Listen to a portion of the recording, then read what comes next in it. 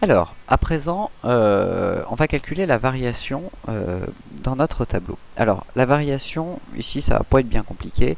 Ça va être tout simplement la différence qu'il y a entre mon total pour le mois de janvier et mon total pour le mois de février, tout simplement.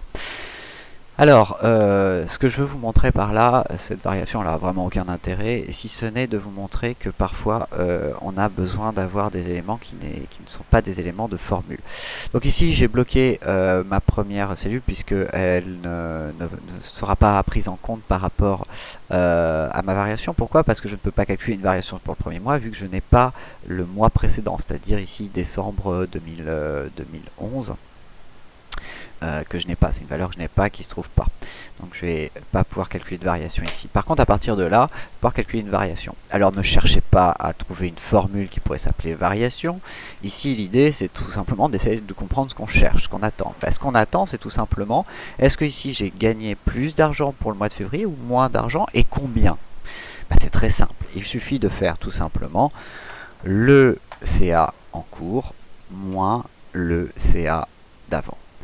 C'est-à-dire donc C22 moins B22. J'appuie sur Entrée, je trouve donc ici une augmentation de 37 000 euros. C'est-à-dire qu'ici, en effet, j'ai augmenté mon chiffre d'affaires 37 000 euros.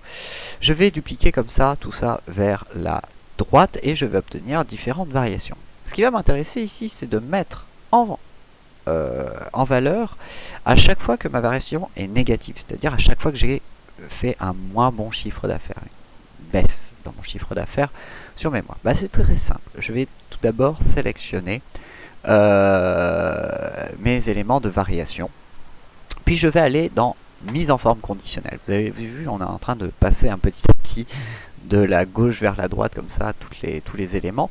C'est un peu le but. On va aller donc dans mise en forme conditionnelle et on va aller sur règle de mise en surbrillance pardon, des cellules. Et on va lui dire que si notre cellule est inférieure à 0, on va taper le chiffre 0 ici, il va se remplir en rouge clair avec du texte en rouge foncé. On clique sur OK. Grâce à ça, à chaque fois que je vais avoir un élément négatif, il va passer ici en rouge.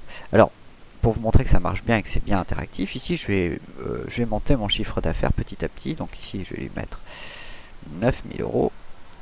Hop, et je vais rajouter ici 9 000 euros aussi. Paf.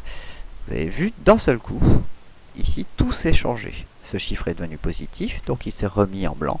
Ce chiffre est devenu négatif, il s'est remis en rouge. Voilà. Grâce à ça, on peut avoir une visualisation très rapide de mes variations négatives. Comment faire maintenant pour avoir les variations positives? Si je resélectionne et que je fais une règle de mise en surveillance donc supérieure à 0, on pourrait penser ça avec ici du vert, un texte en vert et en vert foncé, il va tout simplement me rajouter donc à chaque fois que j'ai une variation positive l'élément, la surbrillance en vert. Voilà comment on peut très facilement donc gérer une mise en forme conditionnelle, c'est-à-dire qui répond à une condition dans une cellule. Vous en avez vraiment plein. Vous avez notamment les barres de données qui permettent de quantifier en fonction du nombre du monde le plus grand et du monde le plus petit, combien en fait notre cellule est remplie, ce qui peut être extrêmement quand suivre une progression. On peut avoir un jeu de nuances de couleurs, plus ou moins sombres selon si les valeurs sont plus ou moins importantes ou pas, ce qui est très pratique quand on veut par exemple mettre en valeur des choses comme des degrés ou des choses comme ça. On peut même mettre un jeu d'icônes avec la possibilité de dire quand ça augmente, quand ça baisse, vous avez toute la possibilité d'avoir un jeu d'icônes spécifique. Voilà, on peut voir les icônes qui se mettent en place si je les mets, si je passe dessus. Voilà, tous ces éléments-là sont relativement pratiques. Les petites barres aussi, qui sont rigolotes comme pour les téléphones. Les petits éléments avec des petits camemberts très simples, des petits secteurs très simples. Voilà, vous avez la moyen d'avoir pas mal de choses dans les mises en forme conditionnelles pratiques pour rajouter des éléments visuels qui vous permettent d'améliorer la lisibilité de votre tableau, parce que malgré tout, comme vous pouvez le voir ici, on a quand même beaucoup de chiffres et que c'est pas forcément toujours très simple à lire. Voilà, va passer à la vidéo suivante où je vais vous parler des justement conditions.